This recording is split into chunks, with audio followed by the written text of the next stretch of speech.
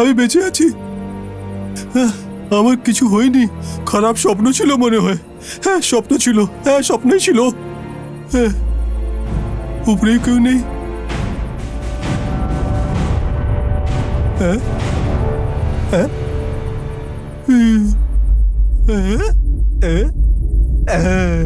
আছে।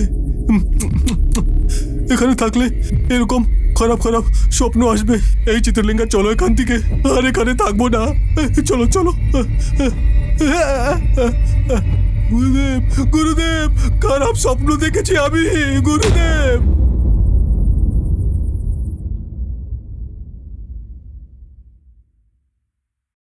এটা সত্যি খুব বিপজ্জনক জঙ্গল ছিল।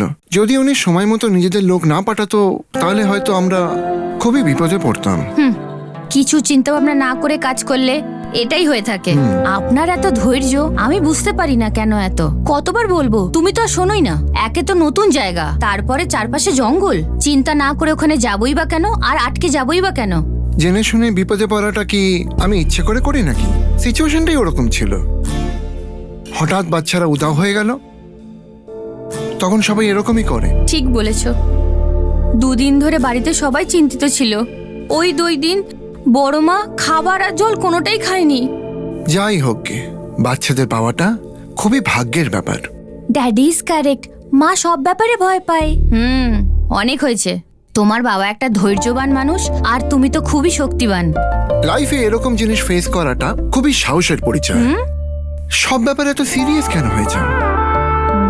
যখন থেকে আমরা এখানে এসেছি তখন থেকে দেখছি তুমি একটু মুডি হয়ে গেছো। সত্যি বলেছো, আমার এখানের পরিবেশ একদম ভালো লাগছে না। পরিবেশের আর কি আছে, আমাদের শহর থেকে অনেকটাই ভালো। ওখানকার হাওয়াতে পলিউশন, ওয়াটার পলিউশন, মানুষেরও পলিউশন। ওখানে পলিউশনের থেকে তো এখানে বেশি পলিউশন। সেই জন্যে কখন কি হয়ে যায় সেটা চিন্তা করে তো আমি এখানে ভয় পাচ্ছি। বাবা হরিশ, তুমি যাও খেলো, যাও। ওকে ড্যাডি। এবার বলো, ওই পলিউশনটা কি? ওই প্রসাদের ব্যবহার একদম ঠিক নেই। বড় মা সম্পত্তি নেওয়ার জন্য ও আর ওর বাবা দুজনে উঠে পড়ে লেগেছে। দুজনে সারাদিন ওটাই চিন্তা করে। যখন তোমরা কেউ বাড়িতে ছিলে না, তখন বড় মাকে এসে অনেক কিছু শুনিয়ে গিয়েছিল। কোর্ট থেকে লয়ারের নোটিশও পাঠিয়েছে। ওর শাসানো কথাবার্তা যখনই মনে পড়ে তখন আমার খুব ভয় করে। হ্যাঁ, এখনো পর্যন্ত জামাইবাবু এখানে আসেনি বলে ও এটা ভেবে চলেছে যে পুরো সম্পত্তিটা ওর নিজের। একদমই না। ওই বড় মার সম্পত্তি ওই প্রসাদের নামে লিখে দিতে বলেছে। ওই মামলার আধারে লয়ার কোর্ট থেকে নোটিশ নিয়ে এসেছিল। নিজের ছেলে বেঁচে থাকা সত্ত্বেও সম্পত্তি প্রসাদের নামে লিখে দেওয়াটা এটা ঠিক নয়। এই ভুলটার জন্য কি হারাতে হবে আর কি হয়ে যাবে কেউ জানে না। আমার কাছে শক্তি থাকতেও আমি কখনো অহংকার করিনি। যা শক্তি আছে তাকে কখনো ভুল কাজে লাগাইনি। ধর্মের বিরুদ্ধেও ব্যবহার করিনি, খারাপ কাজেও লাগাইনি। শক্তি অন্যের ভালোর জন্য ব্যবহার করে দিয়েছি আমি, যাতে সবার ভালো হয়। আমার একটু কথা শোনো আগে। শোনো বাবা, তুমি আমার থেকে ছোট তাই বলছি। তোমার যে চেষ্টা চলছে সেগুলো বন্ধ করে দাও। এ কি মা, এসব কি বলছো তুমি? আমার কথা শুনে নাগরাজের থেকে ক্ষমা চেয়ে প্রার্থনা করা উচিত। নিজের দোষের প্রায়শ্চিত্ত করো বাবা। মা, বন্ধ করো তোমার এই ভাষণ। সাহায্য চাইতে এসেছিলাম আর তুমি জ্ঞান দিচ্ছ। এখন এই জ্ঞান দেওয়া বন্ধ করো। মা হিসাবে তুমি আমাকে সাহায্য করবে এরকমই আমি ভেবেছিলাম। ওই নাগ শক্তি যতই মহান হোক না কেন, কিন্তু তাকে আটকানোর শক্তি তোমার কাছে আছে। তোমার শক্তির ব্যাপারে আমি অনেক কিছু জানি। আমাকে বাঁচিয়ে নাও মা। বলো আমাকে বাঁচাবে কি না? বলো মা, আমি শেষবারের মতো জিজ্ঞাসা করছি মা। বলো মা, বলো বলো। আর কিছুই না, তোমার ভালোর জন্য বলছি। এর থেকে বেশি আমি কিছুই বলতে পারবো না। ওই নাগমণিকে তুমি নাগ ভৈরবীর কাছে যাও আর রেখে দাও বাবা। মা, এ কি বলছো তুমি? কি নাগমণিকে ওই নাগ ভৈরবীর কাছে ফেরত দেব? আর ওর কাছে গিয়ে ওর কাছে ক্ষমা চাইবো আমি? কি বলেছ? খুব ভালো বলেছ আমার মা। তুমি আমার মা হও না? তাহলে আমার একটা কথা তুমিও শুনে নাও। ওই নাগমণিকে দিয়ে দেওয়া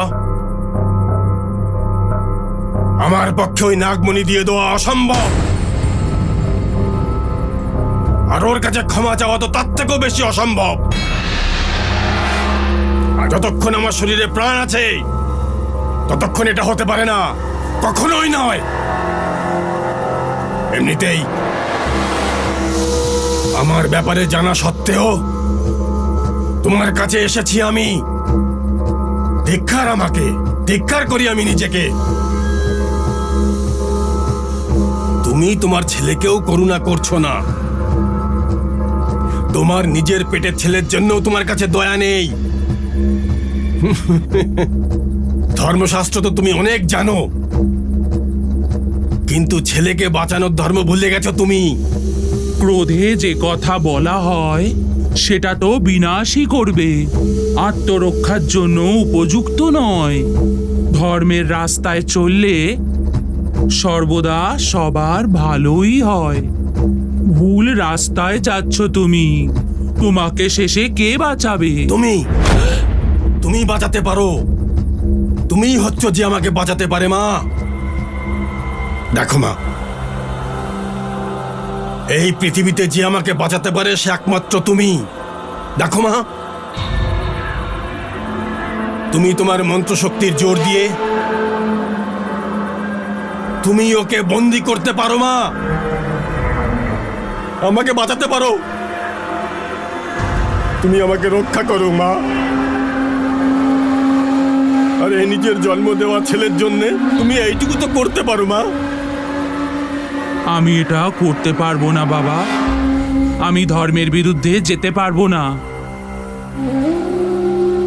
তাহলে তোমার এই ছেলে ওই সাপের কামড়ে মারা যাবে মা। তখন তুমি খুব পস্তাবে মা, খুব পস্তাবে তুমি। ছি, আমি যাচ্ছি মা। এই জন্মে আর কখনো এখানে আসবো না। যাচ্ছি আমি।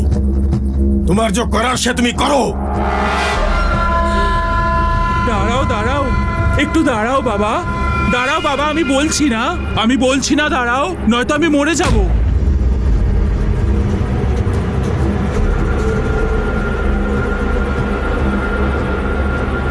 আমি তো মরে যাব তোমার মতো দুষ্টু মানুষকে জন্ম দিয়ে। আমি আগে থেকেই মরে আছি, বুঝেছো? জীবনে আমি আমার সব শক্তি শুধু ভালোর জন্যই ব্যবহার করেছি। মহাকালী, কথা শোনো, একে সঠিক রাস্তা দেখানো তোমার হাতে নেই। একে বাঁচাও না মা, এর তুমি রক্ষা করো।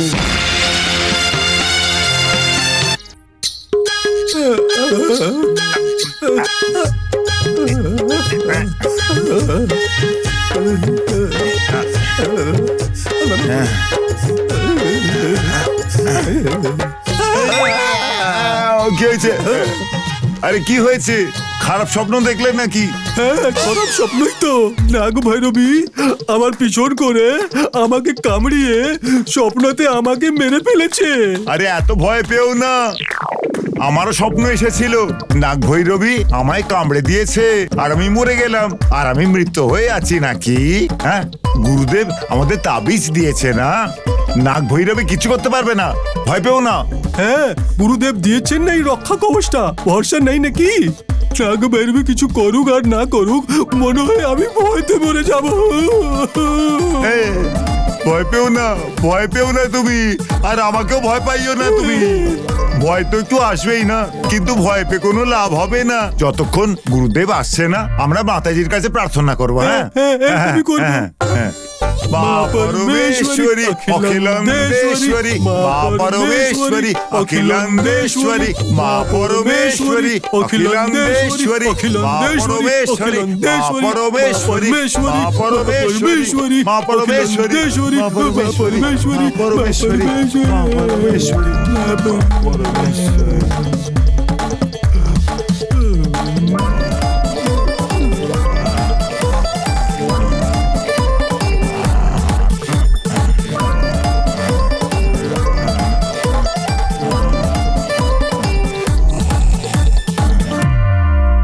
সম্পত্তির ব্যাপারে ভাবছো তো?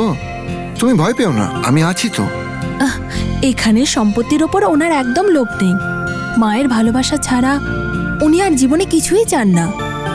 দেখো, এত সম্পত্তি কি করে ছেড়ে দিই বলো তো? সম্পত্তির থেকে মায়ের ভালোবাসা হলো সব থেকে দামি। ছোটবেলাতেই আমি আমার মাকে হারিয়েছি। এনাকে দেখলে অবিকল আমার মাকেই মনে পড়ে। আমাদের ভাগ্য তো খুবই ভালো, এর থেকে বেশি আমরা করতেই পারবো না। আর যাই হোক, আমাদের কিসের অভাব রয়েছে? অভাব তো নেই, কিন্তু আমার কথাটা যদি শোনো। আরে না না দাদা ভাই, আপনি এই চেষ্টা চরিত্র ছেড়ে দিন। উনি আসার পরেই আমি সমস্ত সম্পত্তি প্রসাদের নামে করে দেব, আর মাকে আমাদের সাথে নিয়ে চলে যাব। মাকে নিয়ে যাওয়ার সিদ্ধান্তটা একদম ঠিক তোমার। কিন্তু আমরা সম্পত্তি তো ছেড়ে দিতে পারবো না। এখানে সম্পত্তি তো এখানেই থাকবে, আর রাখবো কোথায়? আপনি তো সারাক্ষণ কাজেই ব্যস্ত থাকেন, আমাদের সাথে সময় কাটানোর সময়ই নেই। আর ওনার কাছে এখানে এসে কাজ করার সময়ই বা কোথায়? ঠিক বলেছ, তোমার স্বামীর কোনো কাজ করার দরকার নেই। কিন্তু লয়ারের নোটিশে ভয় পেয়ে ওই লাখপতির কথা মেনে নিয়ে সম্পত্তিটা প্রসাদকে দিয়ে দেওয়ার থেকে ভালো হয় নাগ মন্দিরে তুমি ওটা দিয়ে দাও। মন্দিরের অবস্থাটা তখন ভালো হয়ে যাবে, তোমার শ্বশুর শাশুড়ির ইচ্ছাও পূরণ হয়ে যাবে। সত্যি কথা, গুড আইডিয়া। আমাদের বাড়ির কুলদেবতার এই প্রকার তো মঙ্গল করাই যেতে পারা যায়। আমি ওনার সাথে কথা বলবো। আমি নিশ্চয়ই কথা বলবো।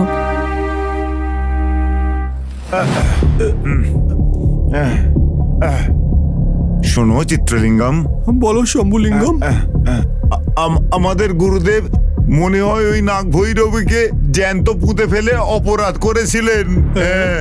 এখন তুমি এরকম কেন মনে হচ্ছে? এমন মনে হচ্ছে কারণটা হচ্ছে যেদিন এমন কাজটা করেছিলেন উনি, তারপর কি আমরা পেট ভরে খাবার খেতে পাচ্ছি, না। শান্তি করে ঘুমোতে পাচ্ছি না, একদম না। এক পা করে হাঁটতে পাচ্ছি আমরা? না। এই জন্য জিজ্ঞেস করছি তোমায়। ওই নাগ ভৈরবীটা আমার দুইজন লোককে কামড়িয়ে মেরে ফেলে দিয়েছে। আর কোথায় মেরে ফেলেছিল? যেখানে নাগ ভৈরবীকে জ্যান্ত পুঁতে দিয়েছে। আমিও ওই কথাটাই বলছি তোমায়। চিত্রলিঙ্গম, আর কারা বেঁচে আছে? তুমি আর আমি না। কিন্তু আমাদের কাছে গুরুদেবের দেবা তাবিজ আছে তো? তাবিজ তো আছে। এর তাবিজ উপরে ভরসা নেই, তার মানে গুরুদেবের উপরে ভরসা নেই। এমন কথা নয়, একটু একটু ভরসা আছে, পুরোটা ভরসা নেই। কিন্তু মানে মানে কি করব আমরা? কি করব এখন? কি করবো এখন? এই জঙ্গলেতে ডোরা নামে একটা লোক আছে, ও অনেক কিছু জানে, ওর কাছে অনেক শক্তি আছে। আমাদেরও এখন কাউকে না বলে ওর কাছে এখন যাওয়া যাক। যদি এই কথাটা গুরুদেব জানতে পেয়ে যায় কি তাহলে? করে জানতে পারবে? যাবো তো আমরা দুজনেই, আমি তো বলবো না। আমিও বলবো বলবি না? হ্যাঁ, আমরা ওর কাছে যাব, ওর থেকে আর একটা তাবিজ বানাবো। ওই তাবিজটা গুরুজিকে দেখাবো না, আমরা আমাদের ভেতরে লুকিয়ে রাখবো। বেঁচে থাকি সেটাই অনেক। ঠিক বলেছো।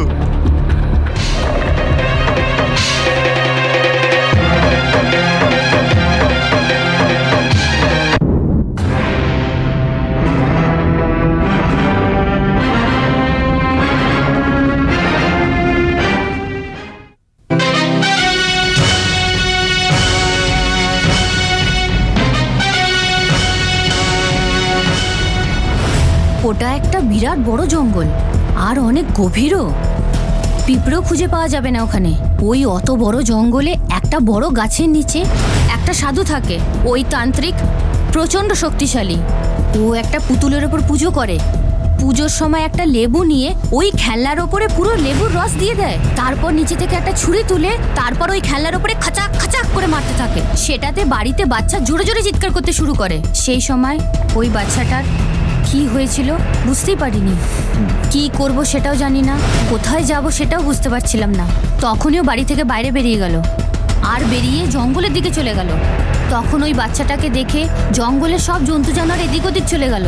ওই বাচ্চাটা তো তখন কিছুই ভাবতে পারছিল না, আর সোজা চলতেই থাকলো, কোথাও দাঁড়ালো না, আর ও চলতেই থাকলো। তারপর একটা মাটির ভেতর থেকে একটা হাত বেরোলো, তারপর দূর থেকে একটা শব্দ শুনতে পাওয়া গেল, তারপরের ওইখানে গাছপালা সব নড়তে শুরু করলো, তারপরের ওইখানের আকাশ পুরো অন্ধকার হয়ে এলো। তখনই ভয় পেয়ে ওপর দিকে দেখলাম ধড়াম করে একটা জিনিস এসে ওর মাথার উপরে পড়লো। যখন ভয় পেয়ে ওপর দিকে দেখলো তো তখন ঠপাস করে ওর উপরে কিছু একটা পড়লো। কি বললো?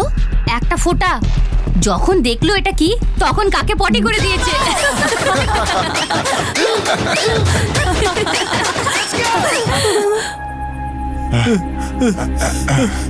আমি ক্লান্ত হয়ে গেছি। আর কত দূর শম্ভুলিঙ্গা? জিজ্ঞেস করছো কেন? চিন্তা করো না, চলো এখন। আরে কখন থেকে বলছো এসে গেছে এসে গেছে এসে গেছে, কোথায় আরে এসে গেছে? এসেই গেছে, চলো। আরে মা,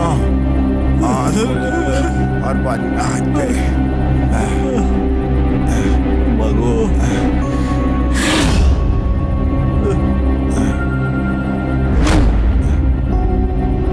আরে চিত্রলিঙ্গম দাঁড়াও, ওদিকে কোথায় যাচ্ছ?